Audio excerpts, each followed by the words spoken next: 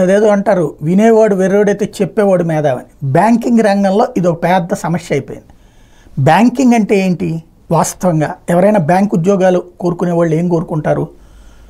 మనం ఆ ఉద్యోగం సంపాదిస్తే ఒకటి క్లరికల్ క్యాడర్, అంటే ప్రజలు వెళ్ళి డబ్బులు డిపాజిట్ చేసినప్పుడు రిసిప్ట్లు ఇవ్వడం దగ్గర నుంచి వాళ్ళకి సంబంధించిన లోన్లో మిగతా వాటికి సంబంధించినటువంటి యాక్టివిటీ చూసి పెట్టడం, క్యాషియరు ఇట్లాంటి వాళ్ళు డబ్బులు తీసుకోవడం, బ్యాంకుకి జమ చేయడం లేదా డబ్బులు ఇవ్వటం జనానికి, అంటే డిపాజిట్టు లేదా చెల్లింపులు, ఇది క్యాషియర్లు ఎక్స్పెక్ట్ చేస్తారు.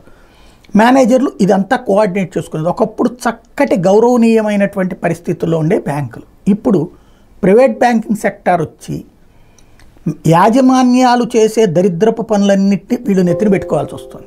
వీళ్ళకి టార్గెట్ ఒకటి, ఫిక్స్డ్ డిపాజిట్లు ఎంత సంపాదించాలా, అట్లాగే ఆర్డీలు ఎంత సంపాదించాలా.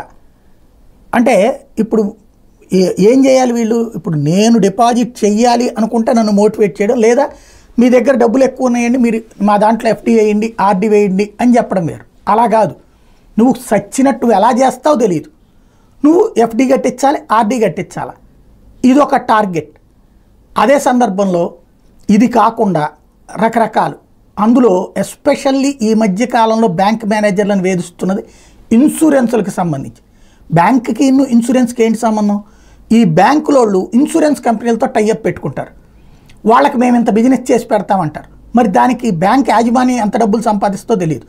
దిక్కుమాలని ఇన్సూరెన్సులన్నింటినీ నెత్తిన రుద్దుతున్నాయి బ్యాంకులు. ఎలాగా అంటే ఏడాదికి ఎంత అని చెప్పి కడితే నీకు ఆ తర్వాత నువ్వు చచ్చేదాకా ఇంత వస్తుంది అనేటటువంటి ఒక పాలసీ. ఇది వీళ్ళు చెయ్యాలి. బ్యాంక్ మేనేజర్కి నెలకి 5 లక్షలు, కొన్ని బ్రాంచులకి అయితే కొన్నిటికి 10 లక్షలు, కొన్ని 20 లక్షలు నెలకి. అంటే ఆల్రెడీ ఇప్పటికో పక్కన ఎల్ఐసీలు కడతా ఉంటారు, రకరకాలైనటువంటి, అంటే ప్రభుత్వ రంగ ఇన్సూరెన్స్లు కాకుండా ప్రైవేట్ ఇన్సూరెన్స్. ఇది ఖచ్చితంగా కట్టించాల్సిందే, వాళ్ళ మీద ఒత్తిడి. దీనికి తోడు హౌసింగ్ లోన్లు ఇన్ని ఇవ్వాలా, కట్టుకునే స్తోమత మనకుంటే వాళ్ళు వచ్చి అడిగారంటే ఒక అర్థం ఉంది, లేదా మనం కట్టుకోవాలనుకుంటే వాళ్ళు లోన్ ఇస్తే ఒక అర్థం ఉంది. కానీ హౌసింగ్ లోన్ ఎంత ఇవ్వాలి, పర్సనల్ లోన్ ఎంత ఇవ్వాలి, ఇదంతా. ఇందులో ఇంకో విచిత్రం ఏంటంటే హౌసింగ్ లోన్లో ఇంకొక దోపిడీ చేస్తారు వీళ్ళు. హౌసింగ్ లోన్తో కూడా ఇన్సూరెన్స్ టైఅప్. నీకు ఒక 25 లక్షల లోన్ కావాలా, నీకు మరి అంత లోన్ ఇచ్చేటప్పుడు ఇదిగో ఇంత ఇన్సూరెన్సు అనేటటువంటిది దాంట్లో ఒక లింక్.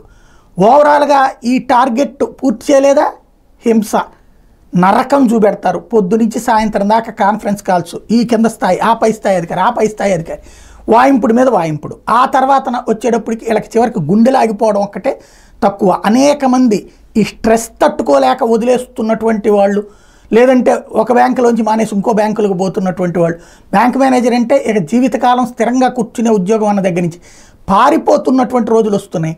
ఈ వేధింపుల్లో ప్రధానమైనటువంటిది అయితే ఇన్సూరెన్స్ అవుతుంది.